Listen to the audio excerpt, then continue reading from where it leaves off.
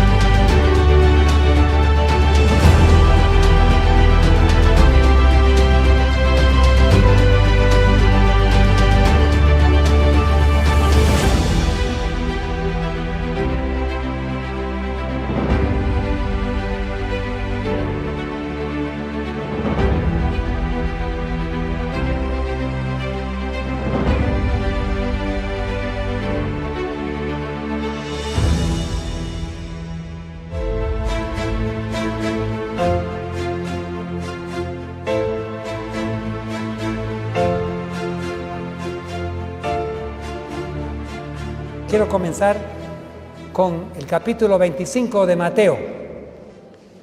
Hay 3 parábolas y quiero enfocar en la parábola de las 10 vírgenes, porque hay mucho más allí de lo que pensamos que afecta nuestros días. Mateo 25, versículo 1. Entonces el reino de los cielos... Bueno, vamos a comenzar con una palabra de oración. ¿Ya? Voy a arrodillarme aquí para pedir la palabra. Padre nuestro que estás en los cielos, por favor, nos humillamos delante de ti, agradecidos por el banquete espiritual que hemos tenido, pero también pidiendo más del cielo. Enséñanos, Señor, los tiempos en los cuales vivimos, para que podamos prepararnos y podamos estar listos para ese hermoso día cuando el Espíritu Santo se derrame y el fuerte pregón salga y cubra la tierra como aguas cubran el mar. Señor, te agradecemos por habernos escuchado. Bendíganos con tu presencia, ayúdanos a entender ahora el tema y presentarlo bien. En el nombre de Jesús, amén. Entonces el reino de los cielos será semejante a 10 vírgenes que tomando sus lámparas salieron a recibir al esposo. 5 de ellas eran prudentes y 5 insensatas. Yo siempre, toda la vida he pensado que estábamos hablando de toda la iglesia. Pero después descubrí que es la mayoría de la iglesia, no es toda la iglesia. Ahí vamos a ver. Las insensatas, tomando sus lámparas, no tomaron consigo aceite. ¿Qué significa el aceite? El Espíritu Santo. Hay un grupo de personas en la iglesia que no han hecho preparativos con el Espíritu Santo. Son miembros de la iglesia, toman sus lámparas, dicen, somos adventistas, estamos esperando la llegada del novio, pero no se prepararon. No invirtieron tiempo en orar y en dejar que el Espíritu Santo limpie sus corazones. Continuaron normalmente como si todo estaba normal. Ahora, ¿qué hicieron las prudentes? Versículo 4. Mas las prudentes tomaron aceite en sus vasijas juntamente con sus lámparas. Aquí hay un grupo que se preocuparon de tener la presencia del Espíritu Santo en sus vidas mientras avanzaban hacia la venida de Cristo. Y tardándose el esposo, cabecearon, ¿cuántas? Todas. Y se durmieron. Entonces, aún habiendo hecho preparativos con el Espíritu Santo, se tardó el esposo. Y pensaron, bueno, los tiempos continúan normalmente, no hay ninguna crisis en el mundo, puede ser que se tarde más el esposo y aunque se prepararon, se durmieron, o en otras palabras, se descuidaron. Todas las 10. Versículo 6. Y a la medianoche se oyó un clamor: aquí viene el esposo, salid a recibirle. Mi pregunta: ¿quién trajo ese clamor de medianoche? ¿Era el esposo mismo que gritaba o no? El esposo decía: aquí vengo, aquí vengo. No. Otras personas decían: el esposo viene, salgamos a recibirlo. No puede ser el esposo. Entonces, dentro de la iglesia hay un grupo de personas que están despiertas. En la iglesia hay un grupo de personas que están vigilando, porque la mayoría estaban durmiendo. Y cuando ese grupo pequeño detecta que Cristo está viniendo, a medianoche no están durmiendo, están despiertos y están vigilando. Cuando la oscuridad venga sobre la tierra, la oscuridad espiritual, y todo el mundo está durmiendo, la iglesia está durmiendo, hay un grupo que no duerme. Hay un grupo que está escudriñando, predicando, está yendo de iglesia en iglesia, grupo en grupo, diciendo: ya falta poco que venga Cristo, por favor prepárense. Ojalá que tú y yo somos parte de ese grupo. No dormir, prepararnos y preparar a otros. Esa es la meta de la vida. Ahora, el problema viene cuando ya se da cuenta la iglesia que Cristo está viniendo. ¿Qué pasa? Dice: entonces todas aquellas vírgenes se levantaron y arreglaron sus lámparas. Va a llegar un momento que toda la iglesia se va a despertar, porque ya no habrá duda alguna. Puede ser que sea la ley dominical, puede ser que sea otra crisis, puede ser un cumplimiento tan claro que nadie puede dudar. Todas las durmientes se van a levantar y van a querer preparar sus lámparas, y es allí que se descubre por primera vez que hay un problema. Y dice: se levantaron y arreglaron sus lámparas, y las insensatas dijeron a las prudentes: dadnos de vuestro aceite, porque nuestras lámparas se han apagado. Allí se descubre por primera vez que hay un problema.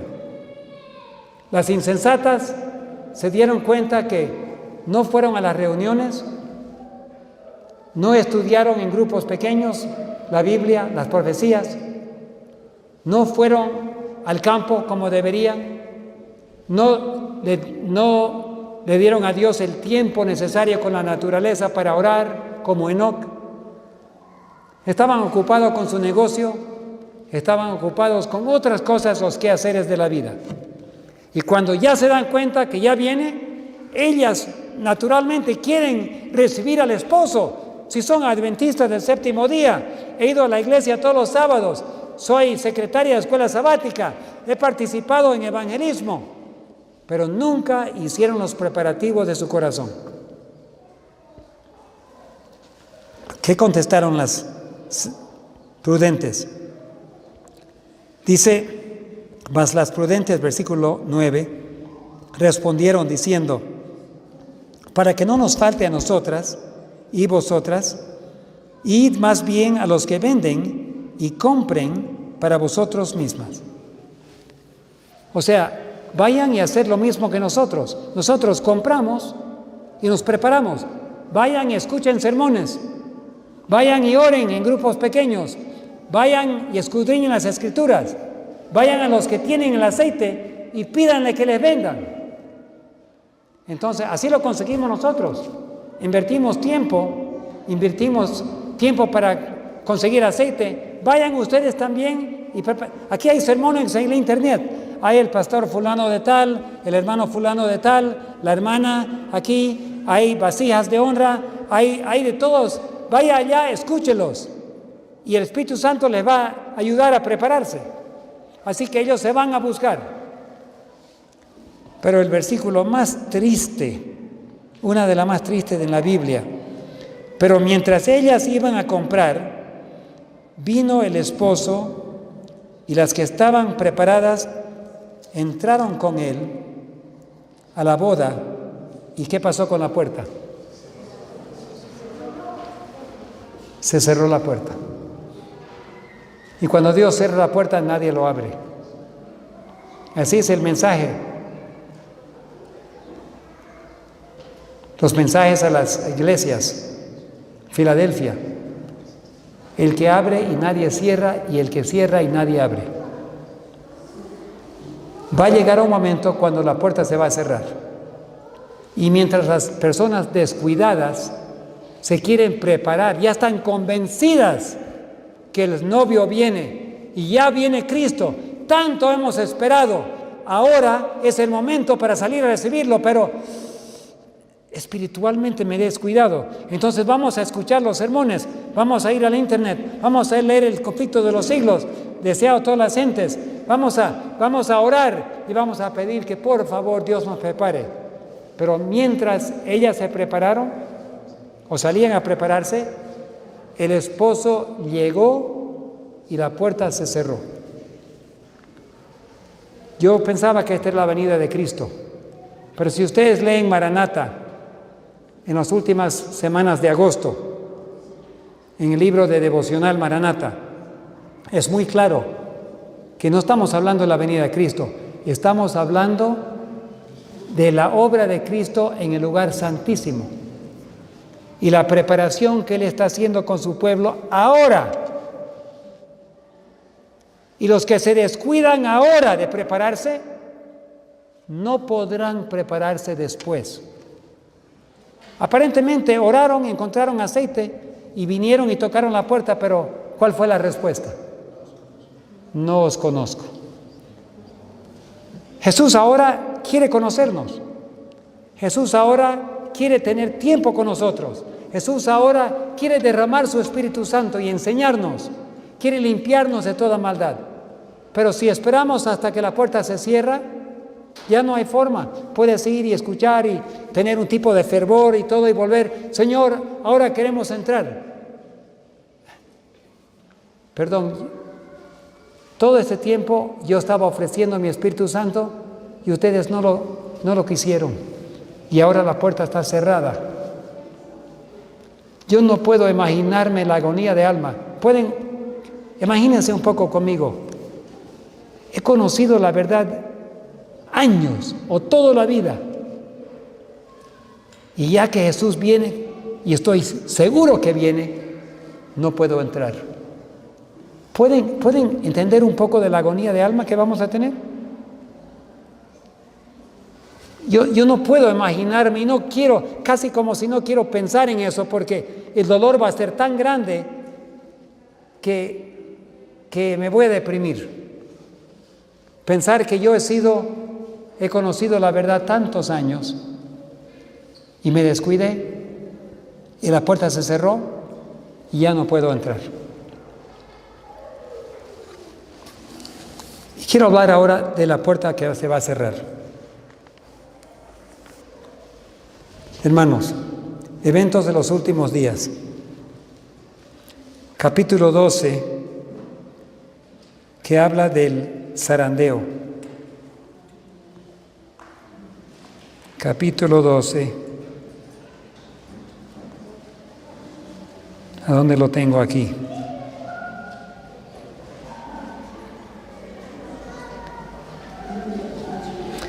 Allí en el zarandeo, los últimos dos párrafos, si lo tienen en su teléfono, no sé que lo tenía aquí. Bueno, yo sé que lo escribí aquí en mis notas, pero ahorita en este momento no lo encuentro. En evento de los últimos días, aquí está, página 186. Nos dice que los juicios de Dios caen sobre el mundo en misericordia. O sea, Dios no está queriendo, no es el momento de las plagas. Los juicios de Dios es para castigar a las ciudades, pero todos los sinceros de corazón, todos los hijos de Dios, todas las personas que no sabían, es porque Dios quiere despertarlos a la realidad que ya viene pronto y darles una oportunidad. Dice aquí, la mano de Dios está extendida en misericordia a aquellos que no han tenido una oportunidad para conocer la verdad. Mientras la puerta está cerrada para aquellos que no quisieron entrar. Tú y yo tenemos el arca frente.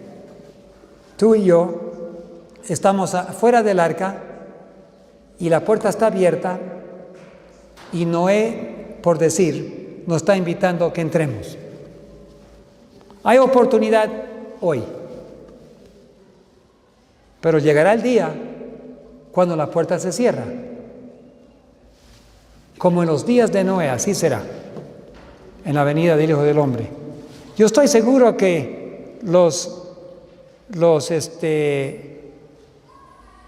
la familia de Noé tenía tíos y tías, sobrinos y sobrinas afuera, ¿no le parece?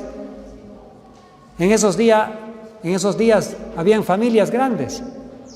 Si Noé tenía 500 años, imagínate todos los tíos y las tías que tenían 500, 600, 700 años.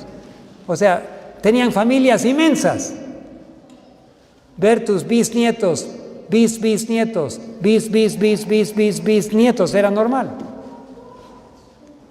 Entonces, Noé está allí mirando a sus nietos, sobrinos, tíos, tías. ¿Quién podría haber tenido cuñados, cuñadas? Podría haber tenido también primos y primas, más seguro. Y tenía sus nueras, y sus nueras también tenían familias. ¿Acaso las nueras no tenían padres? 3 nueras entraron al arca y ninguno de los consuegros entraron. La puerta está abierta hoy. Y en ese día se cerró para todo el mundo. Pero en este caso se va a cerrar para la Iglesia Adventista primero. Los que sabían y no quisieron entrar, la puerta está cerrada. Pero está abierta para los otros que nunca escucharon. O sea, los vecinos que nunca tuvieron la oportunidad de conocer la verdad, cuando se les invite, algunos de ellos van a entrar. Pero los del pueblo remanente, que fueron invitados, y se descuidaron y siguieron durmiendo y no consiguieron aceite en sus lámparas, ellos no podrán entrar más. ¿Qué tengo que hacer para ser salvo? Tienes que tener aceite en tu lámpara, pero no tengo. Voy a buscar. Y cuando vuelven,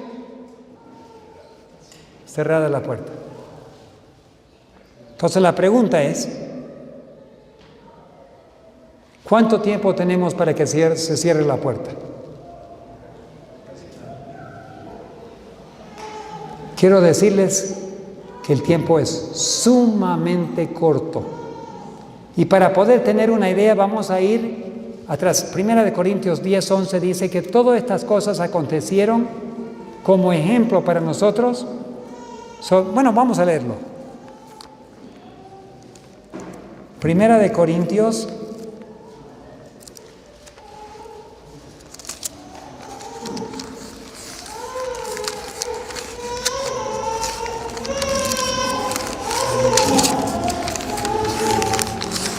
Tantas ayudas hay en esta Biblia que aquí están. 10:11 dice: y estas cosas acontecieron como ejemplo y están escritas para amonestarnos a nosotros, a quienes han alcanzado los fines de los siglos. Todo lo que pasó en el pasado son ejemplos para enseñarnos cómo debemos reaccionar hoy en día. Entonces, podemos mirar al pasado y aprender de lo que va a pasar en el futuro, ¿de acuerdo? Porque Dios puso eso todo como ejemplo. Entonces esos ejemplos que tenemos son para nosotros,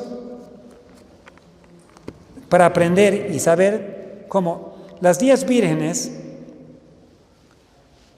son la mayoría de la iglesia. Hemos aprendido que hay algunas que se preparan, algunos miembros, otros no, y hay un grupo que no duerme pero está despierto y trae eso. Pero la pregunta es, ¿cuánto tiempo tengo? Bueno, vamos a ir a Israel. Vamos a ir a ver qué podemos aprender de los tiempos de Jesús. ¿Se recuerdan la profecía de Daniel? 70 semanas son determinados sobre tu pueblo. ¿Se recuerdan esa profecía? 70 semanas son ¿cuántos años? 70 por 7, 490 años. Desde la orden de construir a Jerusalén hasta Mesías, el príncipe, serían 62. Perdón, 62, pero ya quedarían la última semana, los 7. Entonces, 69 semanas, sí.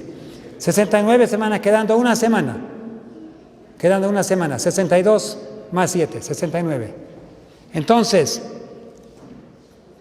esa última semana comenzó ¿cuándo?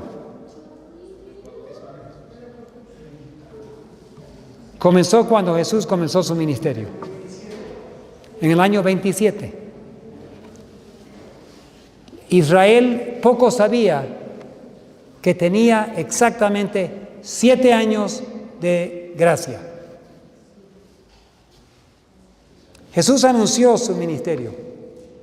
Jesús anunció el propósito, cuando se paró en Nazaret y leyó del libro de Isaías. Ese año era un año de jubileo. Ese año Jesús declaró su misión y usó palabras de jubileo. Siempre en los jubileos se daba libertad a los esclavos, se devolvían las tierras, todo volvía a normalidad y comenzaba de nuevo en el jubileo. Y Jesús dijo: hoy día se cumple estas profecías en sus ojos. 7 años tuvo Israel. Jesús fue muy misericordioso con los fariseos, con los líderes. Él hizo todo lo posible para enseñarles y atraerlos con amor y cariño, pero ellos se pusieron más hostiles y más hostiles. Fueron resistiendo el Espíritu Santo y Jesús tuvo que ir hablando más fuerte con ellos mientras progresaba sus 3 años y medio de ministerio. Finalmente, justamente antes de su muerte, Jesús declaró: vosotros sois de su padre el diablo. Su casa le es dejada, ¿qué? Desierta. O sea, justamente la semana antes que Jesús murió, declaró que ellos pertenecían al diablo y que su casa se le dejaba vacío. Para los líderes de Israel, la puerta se cerró 3 años y medio después que Jesús comenzó su ministerio, pero permaneció abierto para el resto de Israel. Por ejemplo, Nicodemo, no se cerró la puerta para Nicodemo. Nicodemo habló con Jesús, aceptó el mensaje, se humilló y puso todos sus bienes en la obra de la iglesia.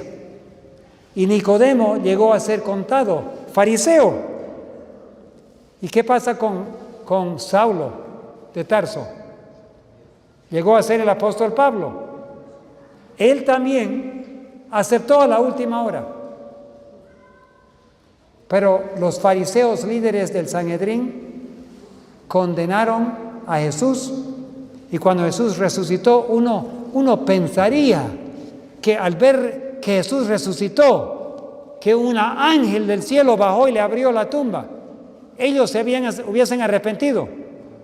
Muy tarde, ya habían cometido el pecado imperdonable, habían sido declarados hijos de Satanás y ya no había paso para atrás. La puerta se había cerrado para los fariseos. La puerta para Israel quedó abierta hasta la muerte de Esteban 3 años y medio después. Y después se cerró la puerta como pueblo para Israel. No significa que algunos no se podían entrar, pero el pueblo de Israel, como pueblo de Dios, cerró la puerta al periodo de gracia otorgado 490 años. Ahora, hermanos, ¿será que la Iglesia Adventista va a entrar o entró en su último periodo de 7 años? Recuerden que los líderes ni se dieron cuenta. Solamente se pusieron más hostil, más corrupto, más malo, más maligno, sin saber que la puerta se había cerrado. Y cuando pagaron a los soldados para mentir sobre la resurrección de Jesús, todavía no se dieron cuenta. Cuando castigaron a los discípulos por haber predicado el nombre de Jesús, tampoco no se dieron cuenta. ¿Por qué? Porque el Espíritu Santo se había retirado. Entonces, mi pregunta, ¿será que la puerta ya se cerró para algunos y está por cerrarse para los demás? Bueno, sabemos una cosa. Sabemos que la ley dominical, el enforzamiento de la ley dominical, va a ser la última prueba para la Iglesia Adventista. Va a ser la última prueba para todo el mundo. Pero la prueba tiene que venir a la Iglesia primero. La Iglesia tiene que ser zarandeada, tiene que ser limpiada. Los tibios tienen que ser vomitados de la boca de Dios para que Dios unja a los que quedan con su Espíritu Santo. Entonces, ¿cuán cerca estamos a la ley dominical? Pregunto. ¿Estamos lejos o estamos cerca? Y cuando llegue la ley dominical, se terminan los 7 años. ¿Cuándo podrá llegar la ley dominical? Bueno, la ley dominical en las leyes del medio ambiente ya está ahí. El día de domingo ya está enforzado de esas leyes. Falta solamente enforzar las leyes, nada más. Ya está aprobado por las Naciones Unidas y casi todos los países, las leyes del medio ambiente.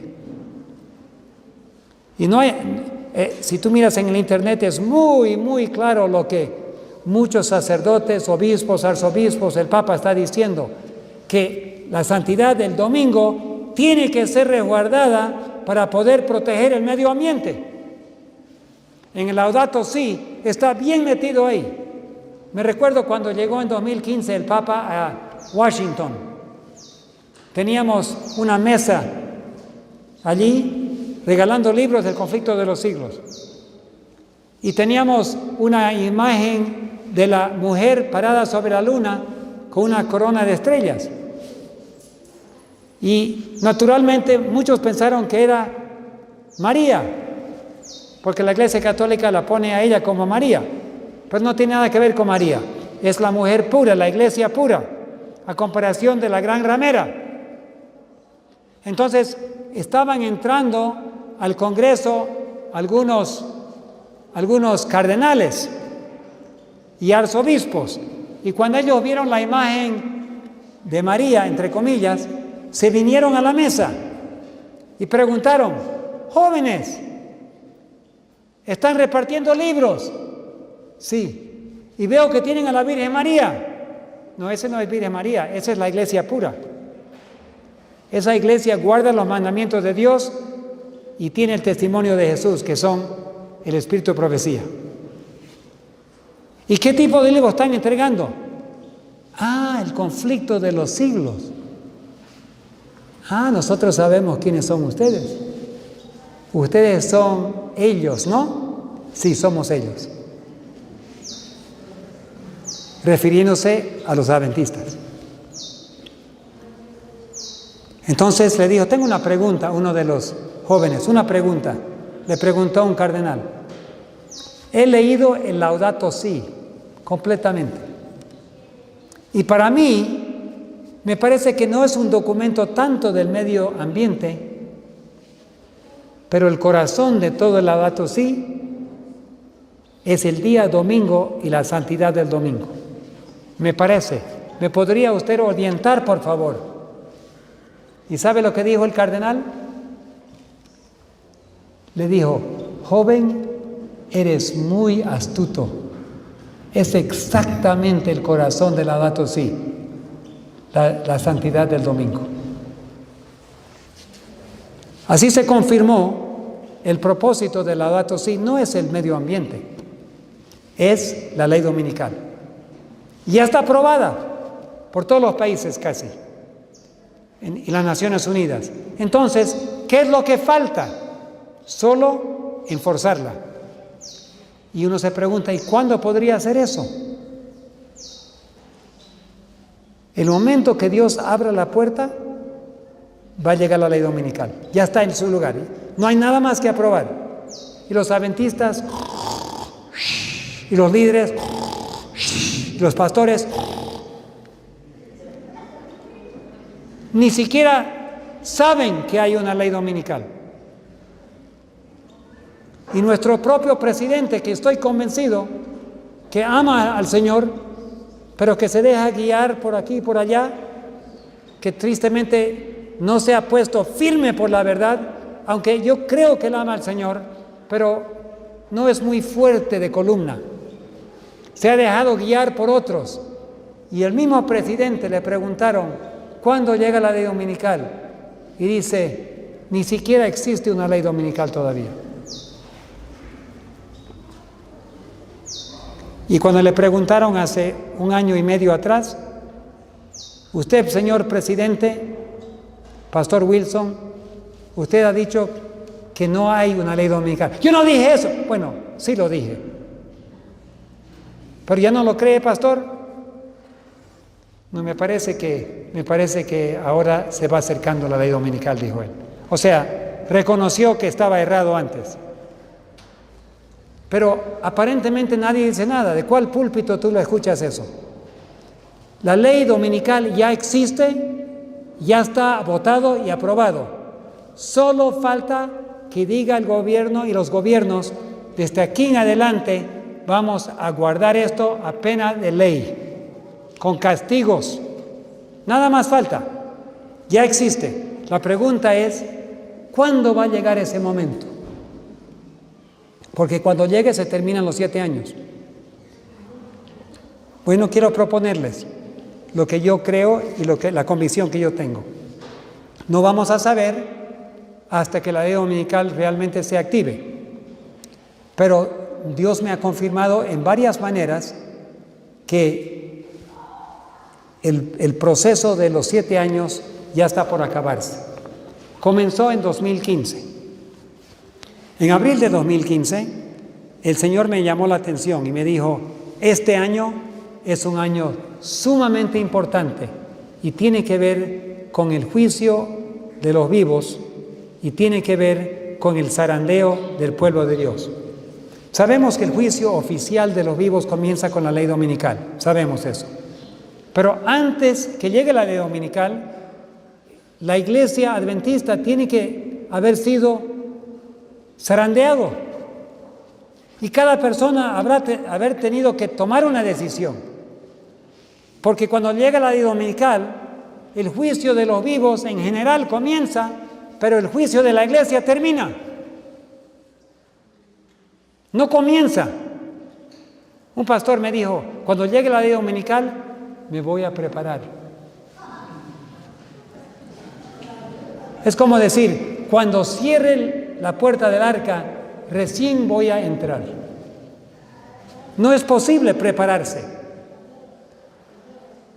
Cuando tú haces un examen final o un examen de grado en la universidad, no te vas a preparar cuando llega el día del examen.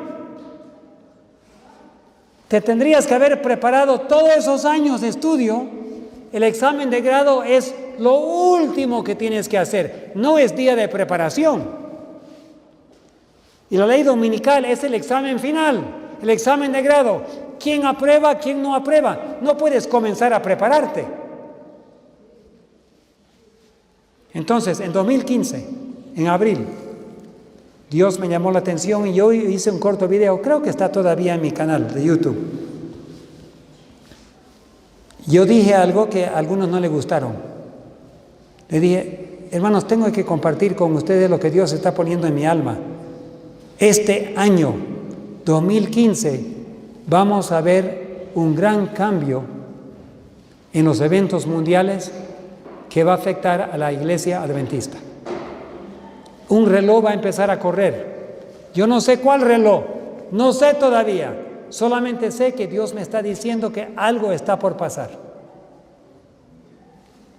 Me criticaron muchos. ¿Qué sabe él? ¿Cómo va a haber un reloj? No sé, pues, yo no sabía. Solo estaba comunicando la convicción que Dios estaba colocando sobre mi corazón.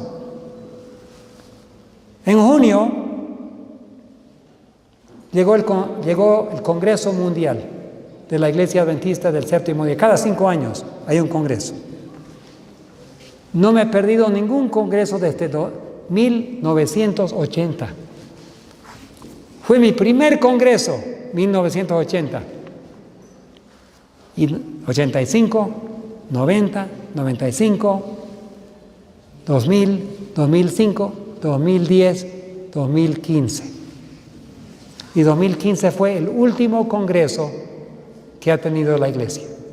Porque se anuló el congreso en 2020 por la pandemia, por la cuarentena. Dicen que van a tener otro el próximo año, pero que ninguna visita puede venir, solo los delegados.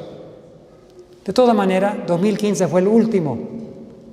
70,000 personas estaban allí. Normalmente yo tengo unas mesas, un stand, y yo estoy en mi stand y estoy hablando con la gente de todo el mundo. ¡Oh! De Holanda, ¿cómo están? ¡Ay, de África, Tanzania! ¡Oh, hermano, de Kenia! De Angola, ¿tudo bien? Hablan portugués allá, ¿no? Y, de la France, bonsoir mon frère, que Dios te bendiga abondamment. Y hablando en alemán, en francés, en portugués, en inglés y español. Dios me ha bendecido con 5 idiomas. 3 me costaron, 2 ya yo sabía. Pero es lindo ir a un congreso mundial y ver los hermanos de todo el mundo que vienen. Pero este año, 2015, Dios me dijo, no vayas a tu stand, deja a tus misioneros ahí, quiero que tú te sientes aquí y que tú escuches con mucho cuidado lo que están por decidir. Bueno, Señor, pero tengo mucha gente que quieren hablar conmigo. No, esta vez no. Esta vez te vas a sentar aquí y vas a escuchar con mucho cuidado lo que dicen y las decisiones que toman. Nunca lo había hecho antes, siempre estaba ocupado con gente. Y hasta ahí mismo, cuando salí al baño, salí para ir al baño un ratito, y entrando al baño me dice un señor, tengo que hablar con usted, pastor. Le dije, sí, pero tengo que ir al baño. Y otro formó una cola, yo también tengo que hablar con usted, pero permítame por favor ir al baño primero y ya vengo. No puedo aguantar mucho más. Ya, le esperamos acá afuera. Y entré al baño y alguien me dijo, ¿no es usted el pastor David? Tengo que hablar con usted. Y otra cola. Y en el baño se armó una cola de 5 personas. Y no salí por 20 minutos afuera. Y ahí estaba la cola afuera esperando. ¿Qué pasó con el pastor David? Se metió al baño, está ahí 20 minutos. Pero atendí a todos y otra vez entré adentro. Así que había muchas personas que querían hablar, pero estando ahí escuchando, escuché al pastor que estaba presidiendo la junta. Se turnan los vicepresidentes en presidir las juntas. Y dijo este presidente, tenemos algunas propuestas para cambiar muchas cosas en el manual de la iglesia. No me gustaron mucho de los cambios. Era obvio que estaban queriendo sacar la autoridad de la junta directiva de la iglesia y colocar toda la autoridad solamente con el pastor, como si tuviésemos papas y dictadores en la iglesia. Siempre la iglesia adventista ha tenido su autoridad en la junta de la iglesia. A partir de 2015, la junta no puede hacer nada si el pastor no autoriza. Eso es un cambio al papado, a formar un ejemplo de cómo el papado maneja. Un hombre decide, todos obedecen. Entonces, no me gustó mucho, pero seguí escuchando. Por fin escuché dos cambios a las creencias básicas. Creemos en el inminente retorno de Jesucristo. Queremos sacar la palabra inminente y ponerle pronto. Pero ¿por qué sacar la palabra inminente? Si sacamos la palabra inminente ya no somos adventistas. Vamos a creer que algún día va a venir Jesús, pero no en el pronto futuro. Y queremos hacer otro cambio. Actualmente la iglesia adventista cree que el espíritu de profecía es una fuente continua de luz, significando, la luz viene de Dios, ¿no? Significando que las escrituras del espíritu de profecía son inspiradas. Queremos sacar eso. Inmediatamente hubo una cola al micrófono, oponiéndose a los cambios. Bueno, el presidente pacientemente escuchó a todos los comentarios y cuando terminaron de hablar, ¿no hay nadie más que quiere decir nada? No. Entonces quiero saber, hay una propuesta para no hacer los cambios. ¿Alguien apoya? ¿No? ¿Alguien propone? ¿Hay apoyo? ¿Cuántos están de acuerdo? Retirar esos cambios.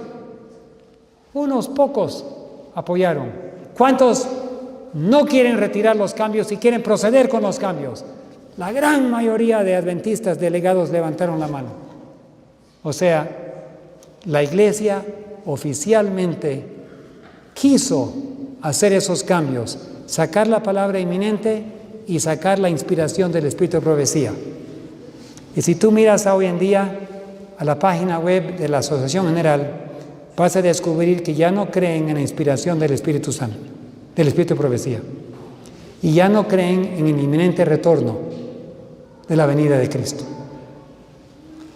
Yo inmediatamente informé al mundo. Nadie se percató, casi nadie se dio cuenta de la seriedad. Si tú no crees en el inminente retorno de Jesucristo, tú no eres adventista. 150 años estamos predicando, Cristo viene, prepárate. Y ahora ya no, porque ya no creemos que su venida es inminente. La iglesia adventista del séptimo día ya no es adventista, oficialmente. ¿Hay adventistas en la iglesia? Por supuesto hay. Yo soy uno de ellos. Tú eres uno de ellos, espero. Pero oficialmente no puedes apoyarte en las creencias que se aprobaron. Porque en ese caso tú no vas a creer. Tú tienes que decir, y lo voy a decir claramente aquí, yo soy disidente. ¿Qué significa disidente? Que no concuerdo. ¿Tú concuerdas con eso? ¿Tú concuerdas que la venida de Cristo ya no es inminente? No, eres disidente. En Rusia ser disidente es un nombre de honor. Alejandro Solzhenitsyn era un disidente y sufrió en el campo de concentración muchos años, en Siberia. Otros disidentes han escrito, ser disidente no es una deshonra, es un honor. No estamos hablando de ser separatistas. Yo soy adventista del séptimo día, soy pastor ordenado de la iglesia, pero yo no concuerdo con que cambiemos las creencias básicas que hemos predicado por 150 años. Naturalmente, eso me hace disidente. Soy, con ciertas cosas. No soy disidente con otras, pero perdona, en el inminente retorno de Jesucristo no concuerdo. Y lo digo públicamente. Y me pueden llamar disidente, con honra lo acepto. Porque es una palabra de honra cuando alguien hace algo mal. ¿Tú estás de acuerdo que alguien robe a otro? ¿Estás de acuerdo? Ah, eres un disidente. Todos deben tener derecho de robar a su vecino, ¿sí o no? ¿Ah, no concuerdas? Eres un disidente. Por supuesto no concordamos. Si algo está mal, tenemos que oponernos. Ahora, ¿qué más no somos? No podemos ser oficialmente el pueblo remanente, porque una de las características del pueblo remanente que dice Apocalipsis 12, 17, 19, 10. El pueblo remanente guardan los mandamientos y tiene los testimonios de Jesús, y los testimonios de Jesús es el espíritu de profecía. Ya no lo tenemos, hermanos. Dios me hizo sentarme ahí para escuchar eso. Y allí también, dentro de ese grupo, estaban todos los líderes del Centro White, los que guardan y cuidan las escrituras de la hermana White. Y apenas se aprobó eso, y ellos publicaron una cita de la hermana White que nunca habían publicado antes. ¿Sabes qué dice la cita? Es una cita triste. La hermana White dijo, antes que se murió, dijo lo siguiente: estoy convencido que el pueblo remanente de Dios rechazará finalmente los testimonios. Y en 2015 lo hicieron. Dejamos de ser adventistas y dejamos de ser el pueblo remanente de Dios. Pero no hay otra iglesia, es la única iglesia. ¿Acaso vamos a ir a otra iglesia? ¿Vamos a ir a una iglesia dominical? ¿Vamos a unirnos con la iglesia católica? ¿A dónde vamos, hermanos? A ningún lugar. Vamos a seguir predicando el mensaje original. Vamos a mantenernos firmes al mensaje. La iglesia adventista no es una organización, aunque lo es. La iglesia adventista es un movimiento, es un mensaje. No te separes del movimiento adventista. Es el último mensaje que va a alumbrar la tierra como aguas cubren el mar. Somos adventistas si pertenecemos al mensaje adventista. Somos adventistas si pertenecemos al movimiento adventista. La organización fue dada por Dios para facilitar al progreso del mensaje. Pero si la organización se separa del mensaje, el mensaje tiene que continuar. El movimiento tiene que continuar.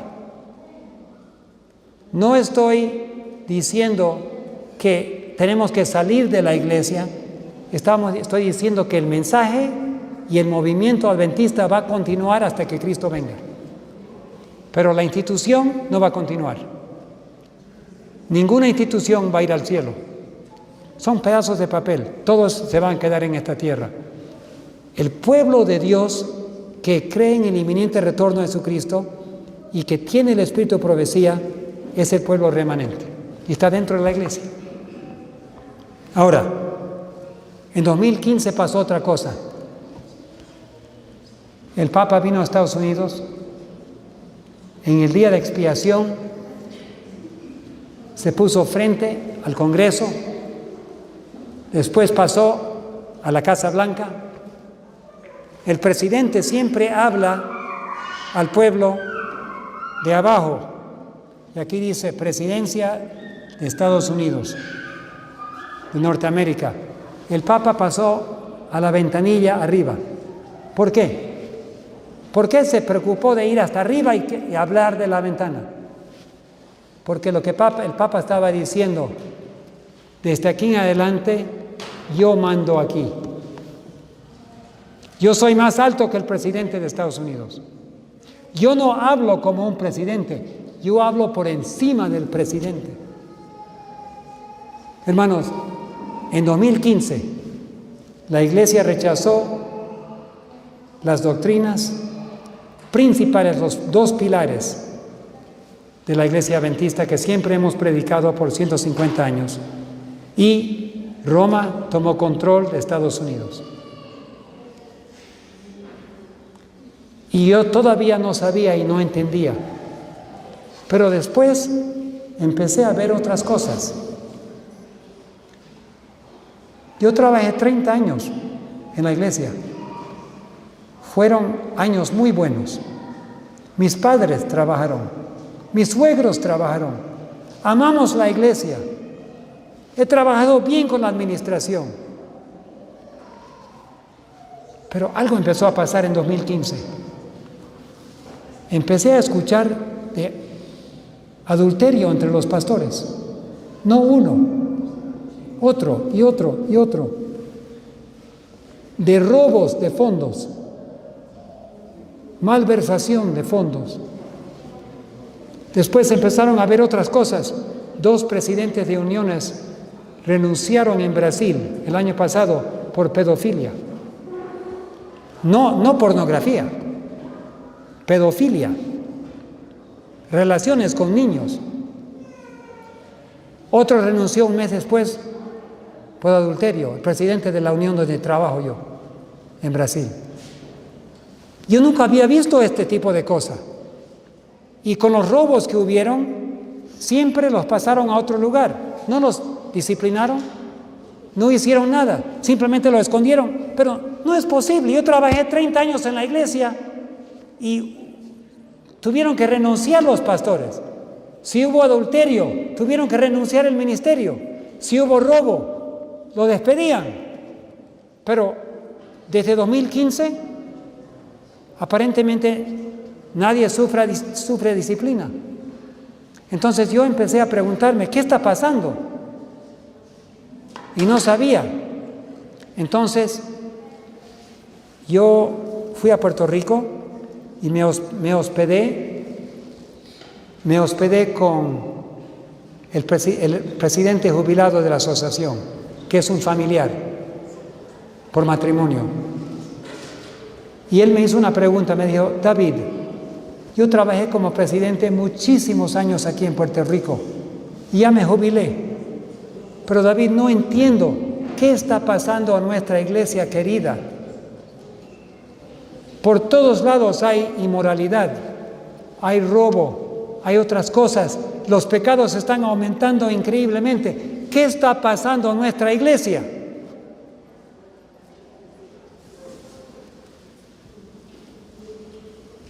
Y tuve que llegar a una conclusión. No es que Dios no ama a su iglesia, es la niña en su ojo. No es que Dios no ama a los pastores. No es que Dios no ama a los miembros, Él los ama. El problema somos nosotros. Cuando yo insisto en vivir en el pecado, Dios es misericordioso y perdona, y perdona, y perdona, y perdona, y perdona. Pero llega el momento cuando si yo, como pastor, administrador, anciano, líder en la iglesia, si yo decido continuar en el pecado, el Espíritu Santo se retira. Cuando el Espíritu Santo se retira, ¿qué significa eso? Que ya no tienes conciencia. ¿Qué pasó con el Sanedrín, con Jesús? Llegaron a pertenecer a su padre el diablo. Y el pastor o líder de iglesia que insiste en vivir pecaminosamente durante esos años, cuando Dios está zarandeando a su pueblo, Él retira su Espíritu Santo y ese pastor, ese líder, ya no tiene conciencia. Y cuando uno no tiene conciencia, uno puede hacer cualquier cosa y no le molesta la conciencia. Entonces, estoy hablando claramente. ¿Por qué? Porque, hermanos, tu vida eterna está en juicio ahorita. Para muchos ya se cerró la puerta. Si tú como cristiano insistes en el pecado, la hermana White es claro. El Espíritu Santo se va a retirar de ti y te va a dejar en tu pecado. No podemos jugar con el pecado. Si tú tienes un pecado en tu vida, por favor te ruego, pídele a Dios que te lo retire. Si es pornografía, si es deshonestidad, si es inmoralidad, si es otro pecado que Dios sabe, te ha traído la convicción, por favor confiesa, arrepiéntete y corrige, porque el tiempo está por acabarse. En mi forma de entender, llegué a comprender que en 2015, cuando la Iglesia cambió su posición sobre la venida de Cristo y el Espíritu Santo, comenzaron los 7 años. Primero los líderes y a partir de eso a los miembros. Eso significa, yo no estoy seguro, no estoy diciendo porque yo sé, estoy diciendo por observación y convicción. Algo ha pasado en la iglesia desde 2015. ¿Cómo pueden nuestros líderes reunirse con Roma? ¿Cómo puede la Asociación General ir al Vaticano? La iglesia remanente de Dios, la mujer pura, se va a reunir con la gran ramera. Pablo dice, ¿qué relación hay? En 2 Corintios 6, ¿qué relación hay entre el pecado y lo puro? Lo del diablo y lo de Dios. ¿Qué relación hay? Pero estamos mandando cada rato y teniendo reuniones y firmando convenios. Entonces lo único que yo puedo pensar es, ya no tienen conciencia. Pero, hermanos, si eso es verdad, y no sé todavía, vamos a ver el próximo año, si eso es verdad, en 2022 va a haber una crisis para la iglesia.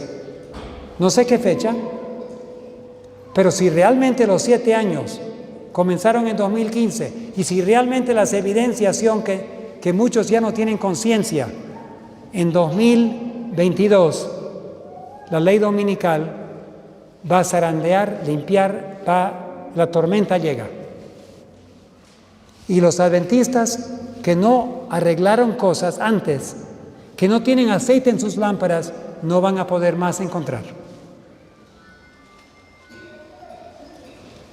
No sé si les incomoda mucho escuchar un mensaje de vida o muerte, pero yo no puedo esconder eso. Si nos queda muy pocos meses para que pongamos la cosa en orden, por favor, pongan nuestras vidas en orden.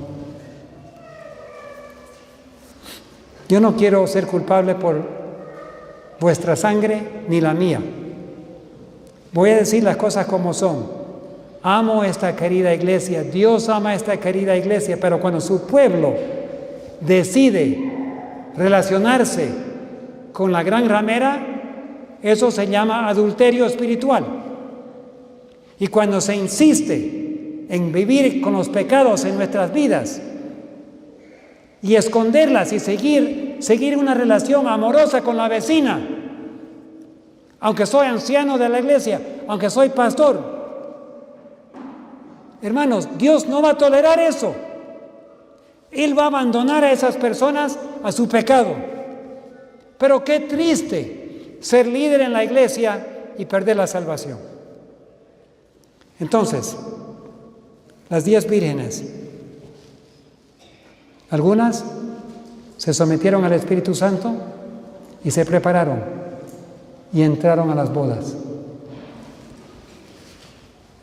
Para cerrar, voy a mencionar otra convicción, pero no tengo tiempo de hacer toda la presentación. Creo que lo he hecho en el pasado.